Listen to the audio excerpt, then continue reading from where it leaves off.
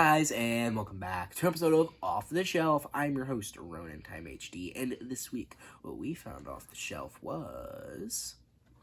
Challenge. Challenge accepted. I took the father. Now I'll take the son. I give you my word.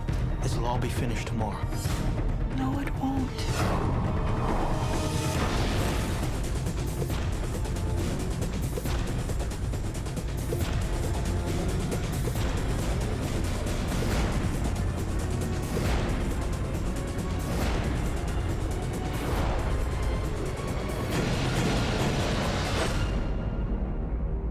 Gangs of New York, released in 2002, directed by the one and only Martin Scorsese, starring Daniel Day-Lewis, Leonardo DiCaprio, and Cameron Diaz, also featuring appearances from Liam Neeson, John C. Reilly, and Brendan Gleeson. This film is a historical crime epic, also based on the novel of the same name or the book of the same name, whatever. This film, although... if you didn't know, the book I just mentioned this is based on is a non-fiction book. So a lot of the events in this movie happened. The movie is still very fictitious, right? A lot of the stuff is fiction, and the story overall is a work of fiction. And they took a lot of liberties. The general idea of the film with the draft riots that happened in New York, like a lot of the outside events surrounding the movie did actually happen. I'm just gonna jump straight into this movie. I don't think this is not one of my favorite Scorsese's, although I do think that this is just still a wildly enjoyable film. I just personally don't think it's up there with his masterpieces and some of his best work, right? But I think if you just put that aside, I think it's just a fun movie, right? I think a lot of the enjoyment can be stemmed from Daniel Day-Lewis's fucking explosive, electrifying performance, if that makes sense. He is a very, very great Bill the Butcher, and he just is Bill the Butcher in this movie. They literally said on set he kept the accent 24/7. He would refer to the actors by their characters' names, right? Pure in character 24/7. And I think there was reports of De Niro playing Bill the Butcher, and it wouldn't have been the same movie without Day-Lewis's performance. I think it may have even knocked the movie down a few pegs, simply because, one, this doesn't really feel like a De Niro movie, even though De Niro is a Scorsese guy. It's just not really his kind of movie. I think Day-Lewis was kind of made for this role. He just did a fine job. That doesn't take away from Cameron Diaz's and DiCaprio's performances either. If you're in a Daniel Day-Lewis movie, you're gonna get upstaged, right? It's Daniel Day-Lewis. He's one of the finest actors potentially ever, right? He's amazing. So just expect, if you're in a Daniel Day-Lewis movie, it doesn't matter how good of an actor you are, you will be upstaged. Regardless, I'm kind of ranting. I just think that he was probably the main highlight of the movie. Regardless, I also really liked the time period of the movie. I liked the whole focus. I haven't really seen many movies about, gangs from this era, right? It is kind of the Wild West era, even though they're not in the West, they're in the East, because it's New York. It is still around that time. I just kind of like how they don't really focus on, the stereotypical kind of, outlaw gangs. They're, street gangs, right? And due to it being the mid-1800s, they're very different from the street gangs of today, the mafias and the whatevers, the so-and-sos, you know what I mean? Modern street gangs. I'm not going to name them off the top of my head. But one thing I do like is the fact that the film kind of, at the end of the movie, I'm not going to, say the ending of the movie, they kind of established that these people are forgotten. These street gangs aren't really talked about. I remember the idea for this movie came when Scorsese was walking around New York, and he noticed these really old buildings and, cobblestone roads, and he's like, ooh, these look really old, and, there were, weird dusty basements and newer buildings. And he's just like, well, what were these older New Yorkers doing? What they were up to? What were they, walking around? How would they dress? How would they talk? How would they eat? Stuff what were these early New Yorkers doing? And I think that's an interesting concept to have, a gangster movie take place in the 1800s. I think that's a really original, fresh idea. And I think the movie does a lot with it, and I enjoy what they do with it. I do like how they kind of establish that these gangs are still similar to modern gangs, but they're kind of like a club a little bit. You know what I mean? Like, you all dress the same, and I guess that's similar with, like, later street gangs. Not really street gangs anymore. They you kind of dress how you like, and you're just with different people, or similar people in that case. But I think, I also liked how, like, in every scene, Daniel Day-Lewis just looked like fucking, like, Willy Wonka in every scene. He had the tallest top hat. He had the brown trench coat. He had the, like, really flamboyant, like, plaid pants.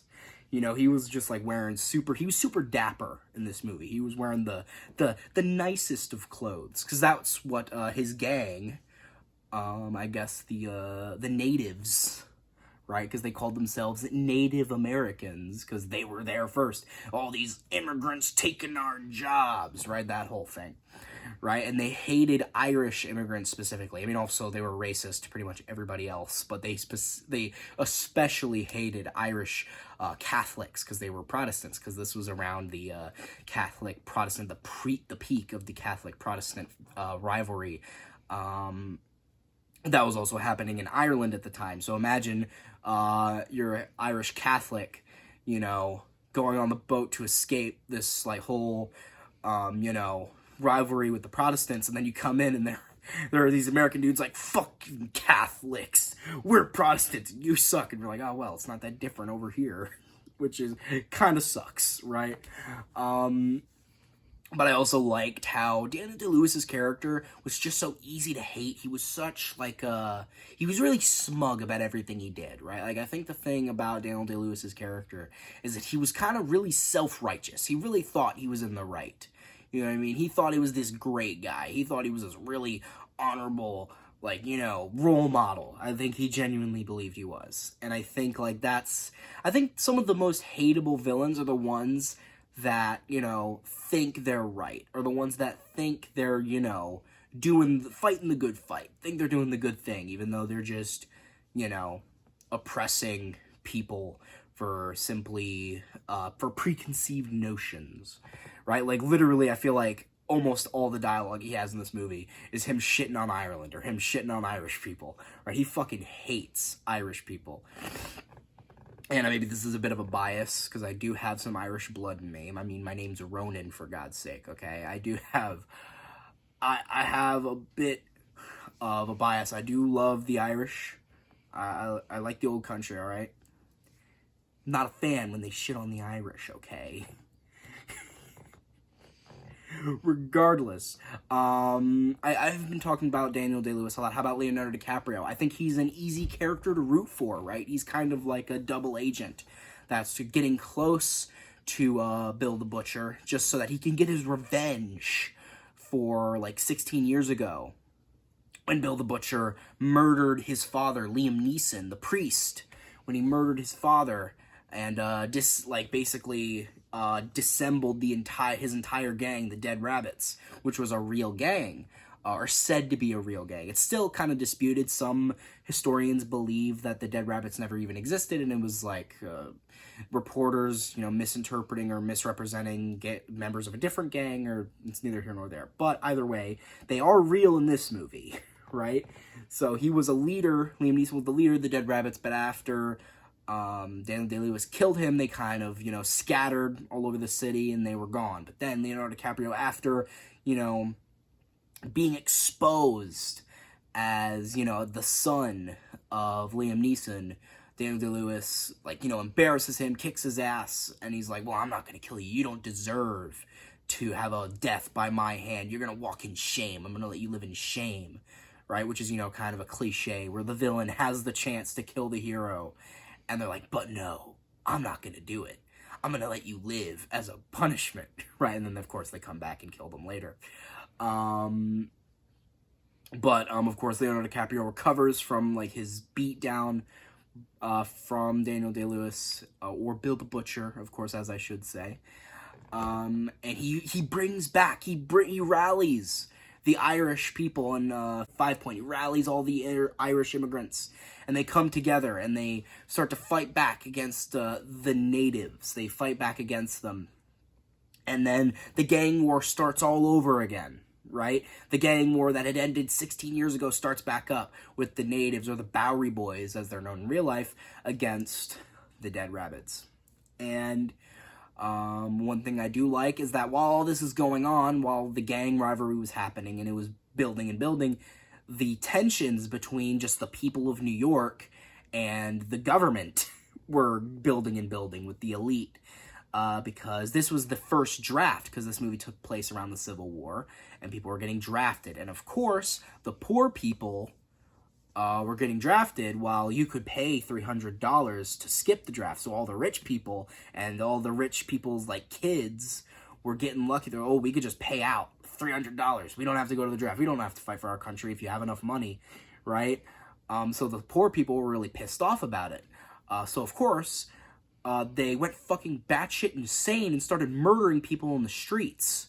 I think it was an angry mob of, I think, 70,000 strong, I believe, at some point. I think it was a good, like, 4 or 6 days of rioting in real life, which destroyed hundreds of buildings, and they were just ransacking everything. And they were specifically targeting, they were Irish American people targeting black people, because, the whole Civil War thing, the war started because they wanted to abolish slavery, so they're like, oh, you're causing us to go to war. So then they lynched a bunch of black people in the street, and then they burned down churches, they burned down a children's orphanage for colored children, because it was a very racist time. You couldn't have, different race kids in the same orphanage, had to segregate them.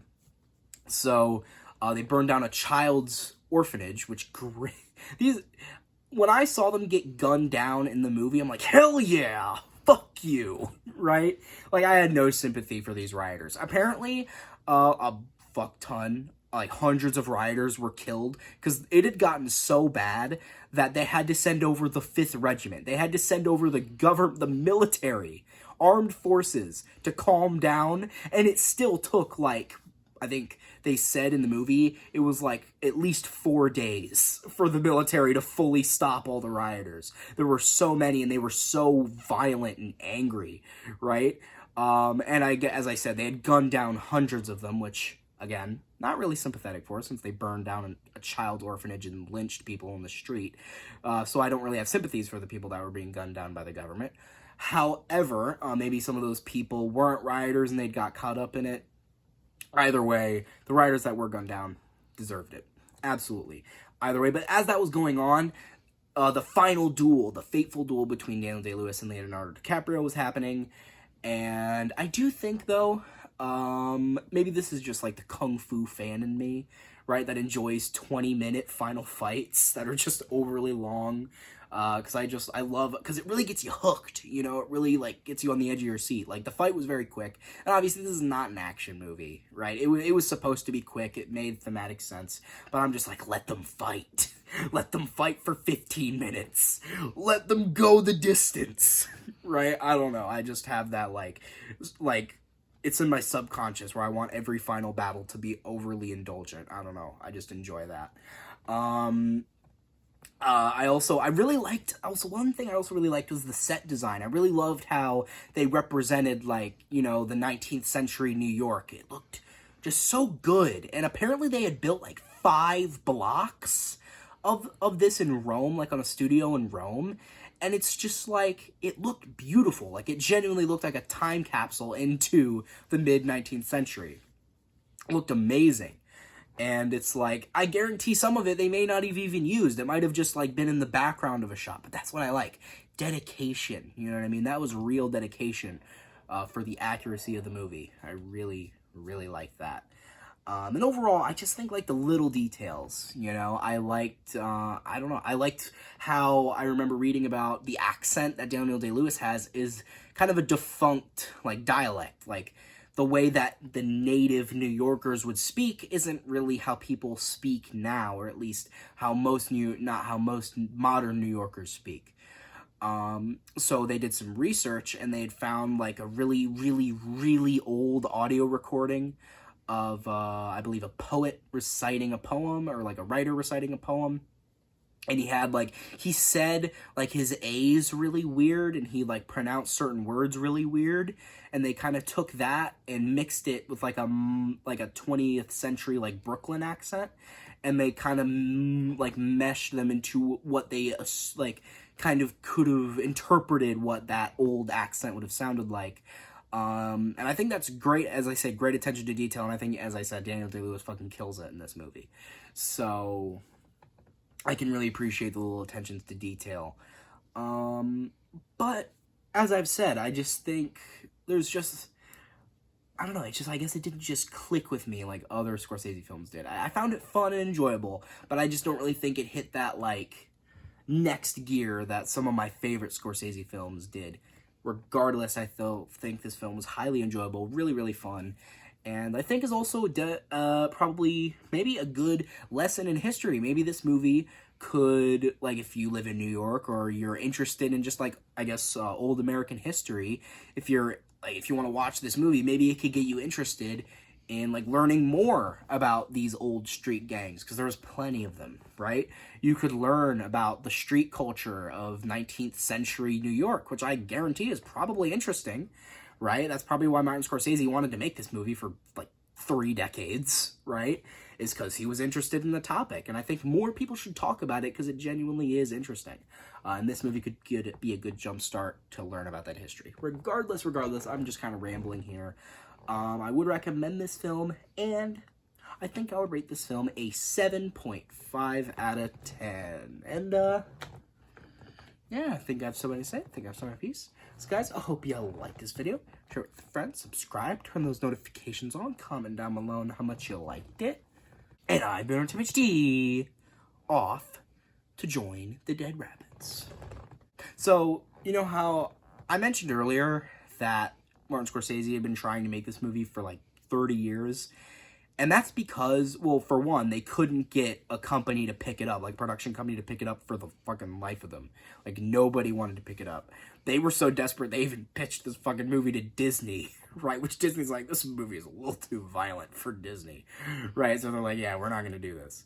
But then they eventually finally got it picked up by the Weinstein, I think it was Miramax is the Weinstein production company.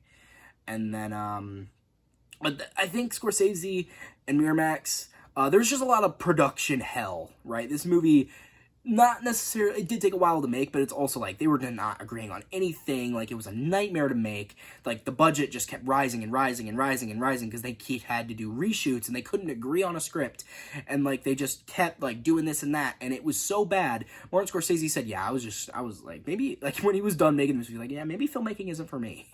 One of the most legendary filmmakers who, like, you know, had made even more great films after this one, was like, we may have never gotten The Departed, or Killers of the Flower Moon, or, like, plenty other great Scorsese films. We wouldn't have gotten them if he had just been like, yeah, I'm calling it quits. This is way too tiring, way too exhausting. And I guess that's a food for thought, that this movie nearly killed Martin Scorsese's love for filmmaking, which is kind of crazy.